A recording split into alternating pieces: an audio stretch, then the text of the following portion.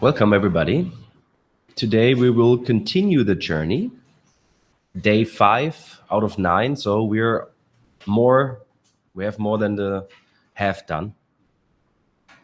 And we will continue with the auras.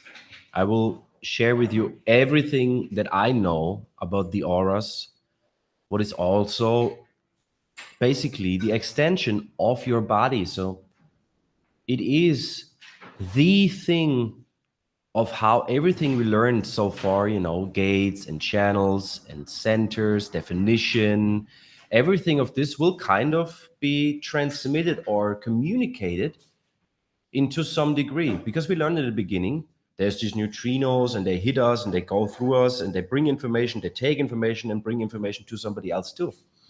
And this is through our aura, through the energetic field. So we will dive into this today. I planned 2 breaks. Let's see how we can make this. Maybe it's a bit shorter.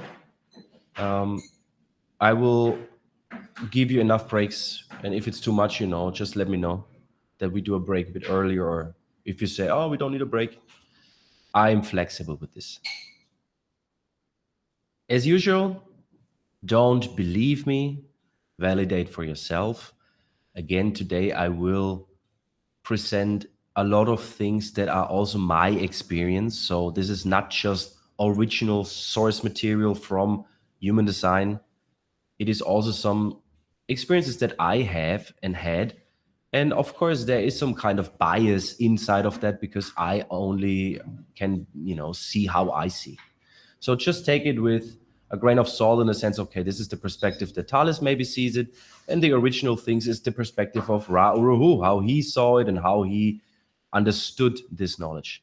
We all need to validate and experiment with this. And then we see more nuances and everybody can participate in bringing more differentiation to all of this knowledge.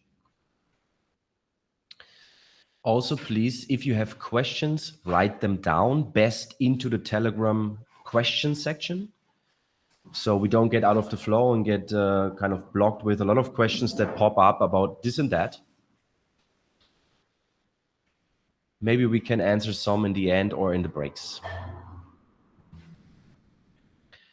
What you need today would be this beautiful chart that I gave you, where you hopefully filled out something. If not, that's okay. It's for yourself. It's not for me. I won't check it.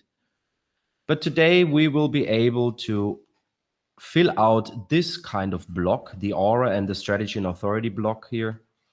And we will not just fill it out because we read it somewhere on a homepage where we get our human design chart. No, we will fill it out because we know through the human design chart that we have, without a software that tells us, we will know why it is a specific aura, why it is this strategy, why it is that and this and so on.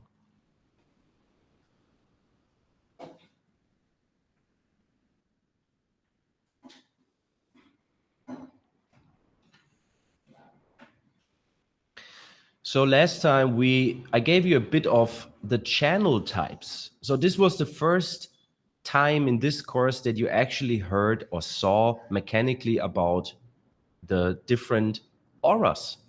There's 4 different auras, and we can see this in the mechanical quality of specific channels. And as you can see in this graphic, you see, we have 3 manifesting channels. We have 22 projecting channels. We have 11 generating channels, where 1 is also a manifesting generated channel. It's the 3420 from the sacral to the throat. And, we have 36 reflecting channels. So all of this is also some kind of foundation for all of that stuff that we will go through today. And we begin with, what is an aura? First of all, we need to understand that aura is established through your definition, or the lack of definition in the case of a reflector, where a chart is fully white and there's no definition, nothing colored. It's established through the definition because the centers and the gates that create the definition between the centers, they bring a quality. For example, they bring a generative quality, or they bring a manifesting quality, or a projecting quality. or if it's not there, a reflective quality. So that's why we only have 4 different auras. You need to be careful. There is a lot of information. So if you investigate outside of this course, you need to be very careful because there is so much wrong or half truth information that there is 5 types, for example. There is no 5 types. There's only 4 types.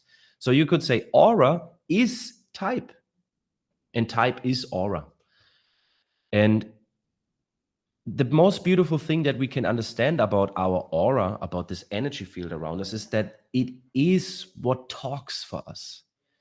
So we always think, yeah, I need to say something that somebody invite me. I need to say, I do something that somebody sees that I'm a generator. And why should everybody ask me if they don't know me, if I don't share who I am? Or for a manifester, why should I inform them? Blah, blah, blah, all of this stuff. The aura does the talking. It is really like everything that is in your chart will be represented in your energetic field. It is always there. That's why I say, when you are, for example, a healer, you don't need to do anything. You just sit next to somebody. If you're really a healer, this will heal the other. Or we can make it even more simple. Let's say you're somebody who brings empowerment, because we learned the circuitry. You have a lot of empowerment in your chart. If you sit next to somebody, you will automatically, through your aura, empower the other. You don't need to say something. Obviously, this is still part of our 7-center dogma. We need to be strategic. We need to, perform. But it's not true. It's just there automatically. So take this as the prime thing. The aura is always doing the talk for you. You don't need to do anything to bring out this channel or this gate or this center. It's always there. And others can feel it. And I encourage you again, if you not already did it, check everybody that you see on the street with your sensing skills of, oh, this could be a defined root. Oh, this could be an emotional person. Oh, this could be a projector. Just to get some sensitivity for this, to know what is it, how does it feel, to also recognize yourself in this, because it helps you to get to know yourself. Ra wrote a beautiful thing. Auras are a full expression of the being and a controlling agent of the way the form is going to work. So it is really something that comes from the body. It's not mental, and it's not changing. It is there. It is fixed like a defined center is. And you can either embrace it, surrender to it, or go against it. Auras are the way we connect to and are experienced by the other. So usually the other will much more experience this aura than we do, because for us it's normal. For us it's never have been different. The aura size, because a lot of people ask me this, is when you have 2 arm lengths in every side, in every direction, like a kind of sphere, a ball around you. So, when your arm length is, 1 meter, so it's 2-meter aura around you. And this can vary depending on your definition. For example, if you have gate 15, it's said that your aura is a bit bigger, it's a bit larger. But for me, in my experience, aura is not fixed about 1 centimeter. It's always kind of breathing. It's a bit moving. It can get smaller, it can get bigger. But as an approximate thing, it's 2 arm length in every direction. And what is also important, and I'll show you here on an illustration that I did, the aura goes through anything, to everything. It penetrates through anything, okay? It goes and passes through every object. You cannot say, oh, okay, so I will put some aluminum foil around me where I sleep, and then my neighbor cannot condition me. You cannot avoid conditioning. You cannot avoid the aura of the other. You can never. The only thing that you could do is have enough space around you that you're not getting conditioned by the other. And that's why we have this first and maybe most interesting heresy in human design that says, sleep in your own aura. And that brings a lot of, what do you mean, sleep in my own aura? I have a partner and I have kids and I have this and I have that, and my dog always sleeps in my blah, blah, blah, all of this stuff. And I usually say in a very naughty way, yeah, that's why the world is so fucked. Because nobody sleeps in their own aura. We are all living in aura boxes, put together like slaves in little camps. Nobody can stay with their own individuality, because how could you, when you can always condition by somebody who has a different definition than you, and you identify with this and live it out?